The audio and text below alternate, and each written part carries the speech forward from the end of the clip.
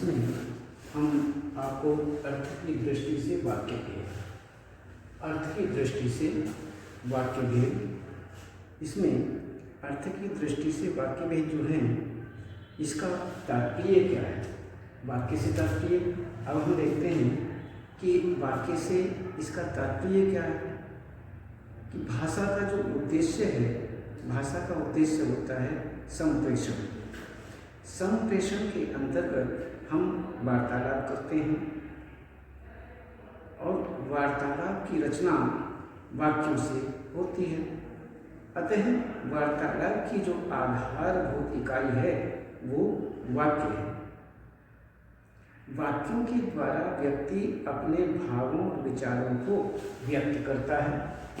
यदि उस पर वाक्य न हो, उस पर वर्ण न हो, उस पर शब्द न हो, उस पर वाक्य न हो, तो फिर वह अपनी बात को किस प्रकार से व्यक्त कर सकता है? व्यक्त ही नहीं कर पाएगा। इसलिए यहाँ पर वाक्य जो है उनके द्वारा ही हम अपने भावों और विचारों को व्यक्त करते हैं। अर्थात हम आदान प्रदान, भाषा का, बोलचाल का, बातचीत का, भावों का, विचारों का जो आदान प्रदान है वो अपने वाक्यों के द्वारा ही करते हैं, इस माध्यम से ही करते हैं। वाक्यों की जो रचना है विभिन्न पदों और पदबंधों से होती है। वाक्य में आए हुए सभी पदबंध परस्पर मिलकर वक्ता के विचार या संदेश को प्रकट करते हैं। इस तरह यह कहा जा सकता है कि वाक्य मानव मन के भावों और विचारों को व्यक्त करने वाली भाषा की सबसे छोटी इकाई है, लघुतम इकाई है। ये सबसे छोटी इकाई है। वाक्यों के कुछ उदाहरण देखिए। बच्चे पतंग उड़ा रहे हैं, सब लोग बहस कर रहे हैं, किसान खेतों में हल चला रहे हैं। इन वाक्यों की रचना पर यदि हम थोड़ा सा भी विचार करें तो स्पष्ट रूप से हम देख सकते हैं कि वाक्यों की रचना में दो अंश प्रमुख होते हैं, एक कर्ता और दूसरी क्रिया। कर्ता और क्रिया ये जो दो रूप हैं ये मुख्य होते हैं, प्रधान। इसमें क्रिया के बिना तो वाक्य पूर्ण हो ही नहीं सकता। यदि हम लड़के ने बिल्ली को डंडे से मात्र कहते हैं तो यह अंश वाक्य नहीं कहा जा सकता, क्योंकि इसमें क्रिया पदबंध नहीं है। यदि हम कोई भी वाक्य बोलें और यदि उसमें क्रिया नहीं है तो उसे हम वाक्य नहीं कहते, वह वाक्य नहीं होता, क्योंकि उसमें क्रियाबंध पदबंध नहीं है, इसलिए वो वाक्य नहीं है। इसलिए ध्यान रखें कि इसमें क्रियाबंध का होना भी अनिवार्य है। इसमें तभी जब इस वाक्य में क्रियापदबंध को भी जोड़ दिया जाता है तभी यह वाक्य बनता है। जैसे लड़के ने बिल्ली को डंडे से मारा, मारा क्रिया शब्द जो है, क्रियापदबंध जो है वो उसमें जोड़ दिया गया, इसलिए यहाँ पर ये वाक्य जो है पूर्ण वाक्य कहा जाएगा। तो इस प्रकार से यहाँ पर हम लोग बहस कर रहे हैं, किसान खेतों में हल चला रहे हैं, ये सब इसी प्रकार के वाक्य। पदबंध के वाक्य नहीं बनता, कहते हैं बिना क्रिया पदबंध के वाक्य नहीं बनता है। प्राचीन शब्दावली में कर्ता को उद्देश्य तथा क्रिया पदबंध को विधेय कहते थे। वास्तव में उद्देश्य वाक्य का वह भाग है जिसके विषय में वाक्य में कुछ कहा जाता है। इसके अंतर्गत कर्ता एवं कर्ता के जो विस्तारक हैं वह आते हैं तथा विधेय वह अंश है जिसका विधान उद्देश्य के लिए किया जाता है। तो विधेय के अंतर्गत क्रिया पदबंध तथा उसके विस्तारक आते हैं। इस तरह यह कहा जा सकता है कि वाक्य की रचना उद्देश्य तथा विधेय के योग से होती है तथा यह स्वयं में पूर्ण तथा स्वतंत्र होता है। तो इस प्रकार से ये हुआ वाक्य के तात्पर्य, वाक्य का तात्पर्य। तो वाक्य की अब हम इसमें वाक्य की परिभाषा के अंतर्गत देखते हैं कि वाक्य की परिभाषा। तो वाक्य से तात्पर्य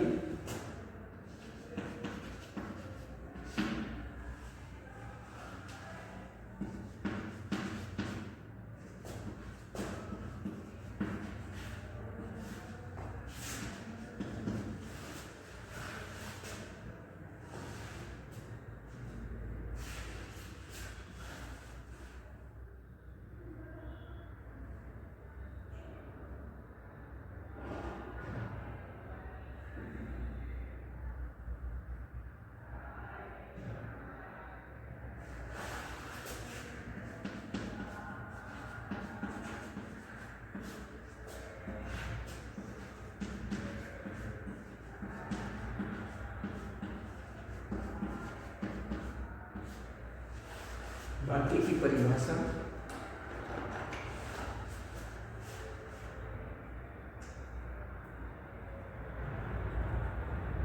उद्देश्य तथा विधेय से बनी भाषा की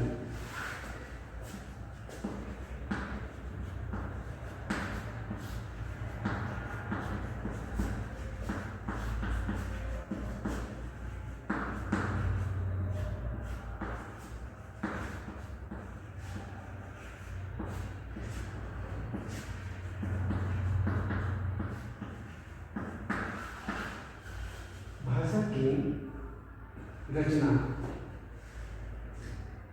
भाषा की वह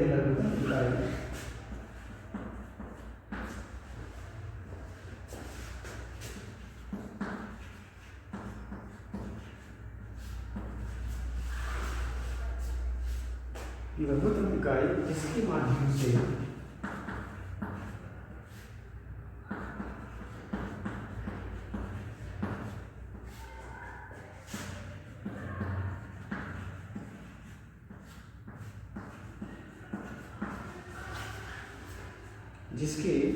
से वक्ता अपने भावों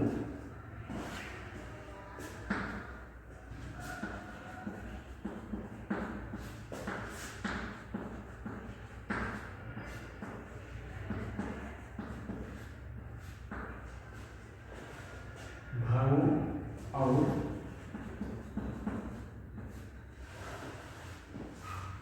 विचारों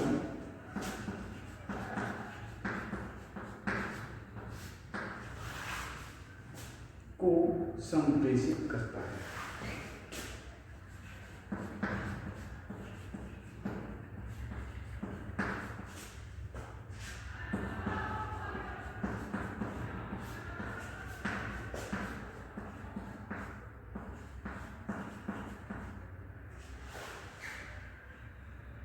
वाक्य कहलाता है।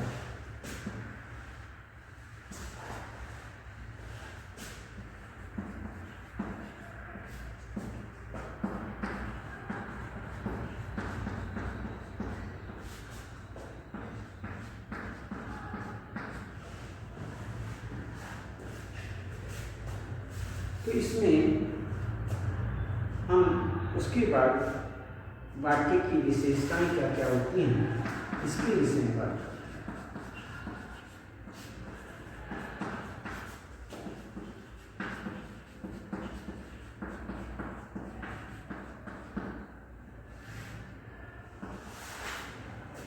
वाक्य की विशेषता, अब इसमें तात्पर्य हम आपको बताया, वाक्य की परिभाषा उद्देश्य तथा विधेय से बनी भाषा की वह सबसे छोटी इकाई जिसके माध्यम से वक्ता बोलने वाला अपने भावों और विचारों को संप्रेषित करता है, देता है, भेजता है,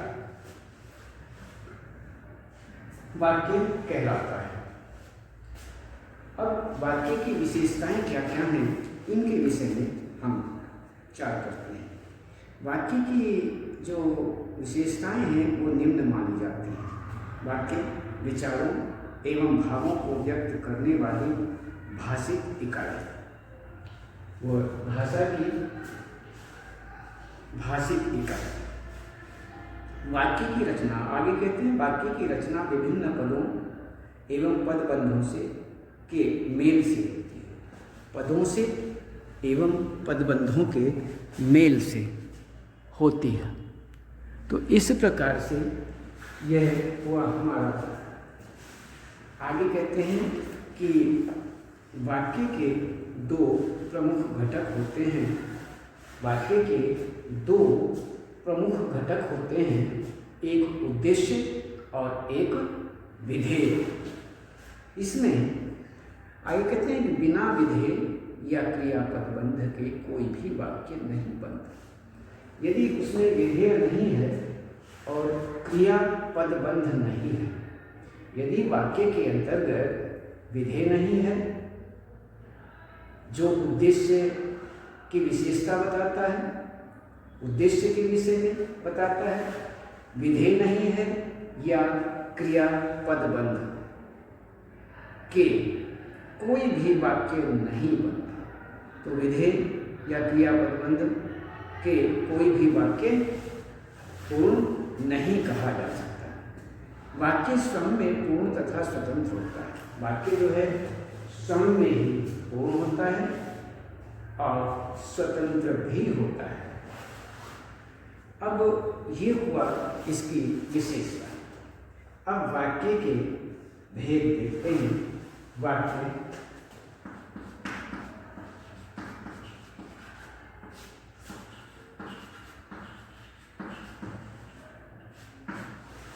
वाक्य के भेद वाक्य के दो आधारों पर किए जाते हैं।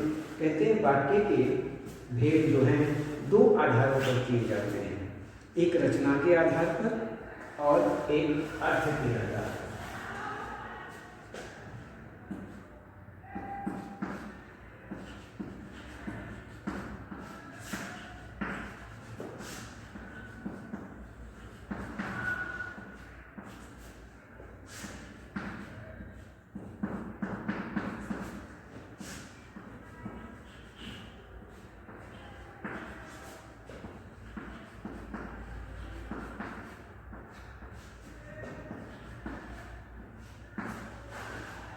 रचना के आधार पर और अर्थ के आधार पर।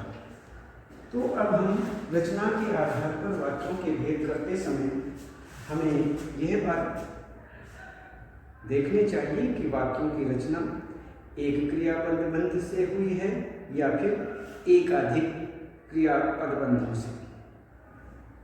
जिस वाक्य में केवल एक ही क्रियापद बंध होता है उसे हम सरल वाक्य कहते हैं। उसे हम सरल वाक्य कहते हैं। सीधा सी बात है, रचना के आधार पर वाक्यों के भेद करते समय यह देखा जाता है कि वाक्यों की रचना एक क्रियापद बंध से हुई है या एक से अधिक क्रियापद बंधों से हुई। यदि जिन वाक्यों में केवल एक ही क्रियापद बंध होता है, कुछ हमने पहले बता दिया कि कुछ वाक्य ऐसे हैं उनमें क्रियापद बंध एक ही होता है और कुछ में एक से अधिक होते हैं। तो जिनमें एक ही क्रियापद बंध होता है उसे हम सरल वाक्य कहते हैं, तथा जिसमें एक से अधिक क्रियापद बंध होते हैं उसे हम जटिल वाक्य कहते हैं। तो सीधी सी बात है, जिस वाक्य के अंतर्गत एक क्रियापद बंध होगा उसे हम सरल वाक्य कहते हैं और जिसमें एक से अधिक क्रियापद बंध होते हैं उसे हम जटिल वाक्य कहते हैं। तो जटिल वाक्यों के फिर दोबारा दो भेद माने जाते हैं। इसमें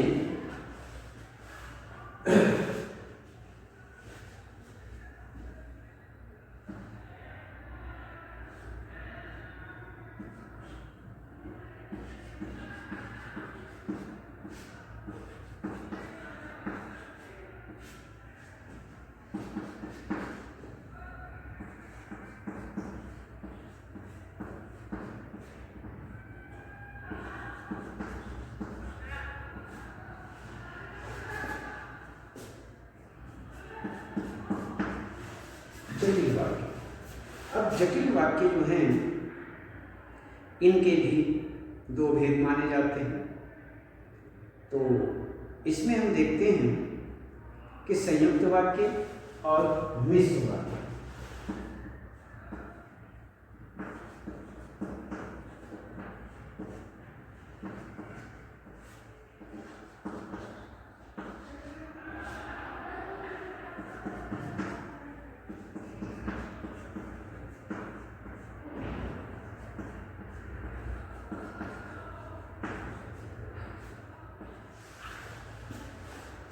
मिश्र वाक्य ये दो हुए।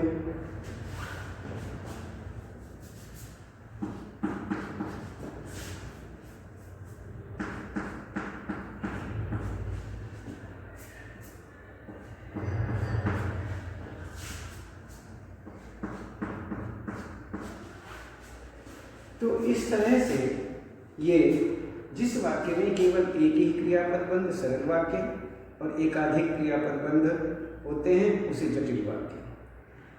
जटिल वाक्यों के पुनः दो भेद होते हैं, एक संयुक्त और एक मिश्र। अब हम देखते हैं कि अर्थ के आधार पर वाक्यों के भेद करते समय यह देखा जाता है कि वाक्य अर्थ की कौन सी छटाई बिखेर रहा है या वक्ता के कौन से भावों एवं वृत्तियों को व्यक्त कर रहा है। प्रस्तुतः अध्याय में इसमें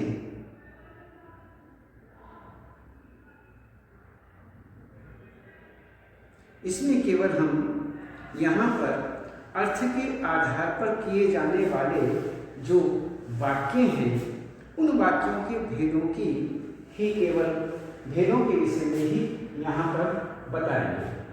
तो अर्थ के आधार पर ये आपको हम बता चुके हैं। अब हम देखते हैं अर्थ के आधार पर वाक्य भेद। अर्थ के आधार पर वाक्य भेद देखते हैं।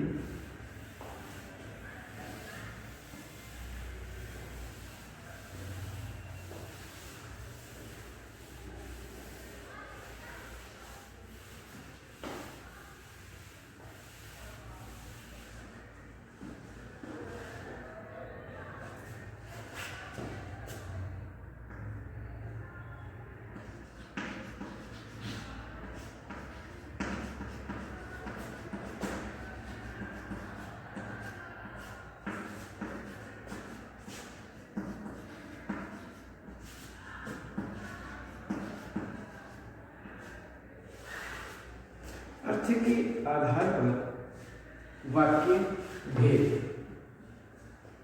ये हुआ। हमने आपको बताया कि इसमें वाक्य के जो भेद हैं वो रचना के आधार पर और अर्थ के आधार पर दो आधारों पर वाक्य भेद किए जाते हैं।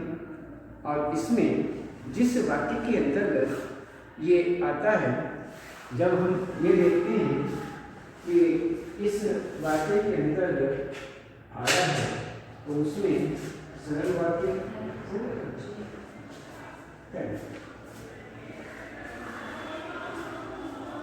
तो इसमें एक सरल वाक्य बनता है और सरल वाक्य के बाद में एक जटिल वाक्य बनता है। तो सरल वाक्य और जटिल वाक्य, तो यहाँ पर अर्थ के आधार पर वाक्य भेद, जैसा हमने आपको बताया कि अर्थ के आधार पर वाक्य के जो भेद किए जाते हैं उनमें वाक्य के अर्थ या वक्ता द्वारा व्यक्त विभिन्न वृत्तियों पर ध्यान दिया जाता है।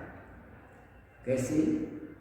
वाक्यों के निम्नलिखित प्रमुख भेद माने जाते हैं, जैसे कथनात्मक,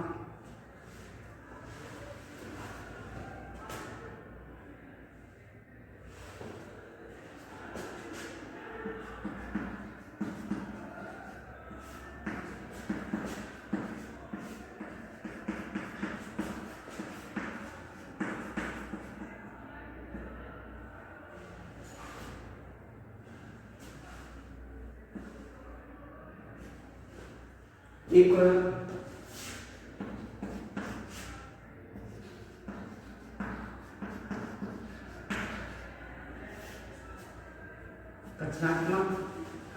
कथनात्मक हुआ। दूसरा प्रश्नवाचक बनता है। तो इस प्रकार से हम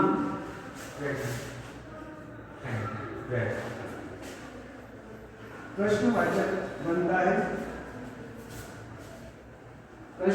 बनता है और इससे हम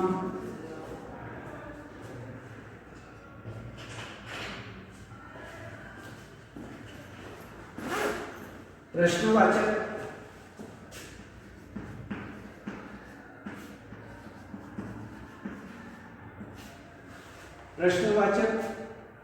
और इसके बाद प्रश्नवाचक कथनात्मक वाक्य। प्रश्नवाचक वाक्य। अब इसमें तीसरा देखिए, ये हुआ हमारा आज्ञार्थक।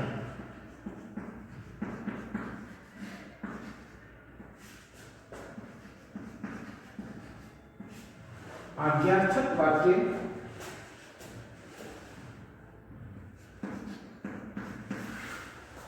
चौथा इच्छार्थक वाक्य।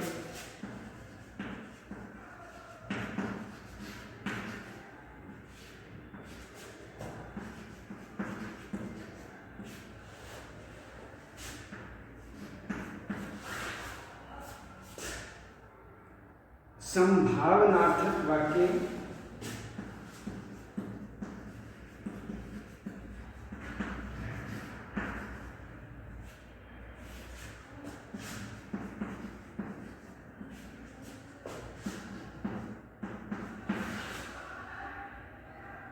विस्मयादि बोधक वाक्य।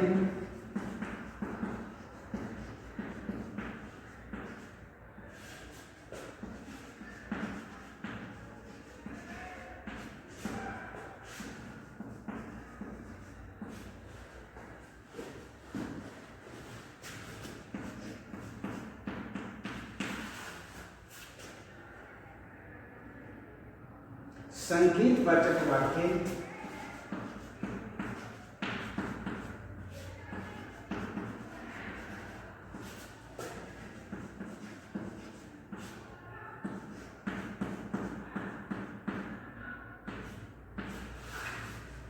और निषेधात्मक वाक्य।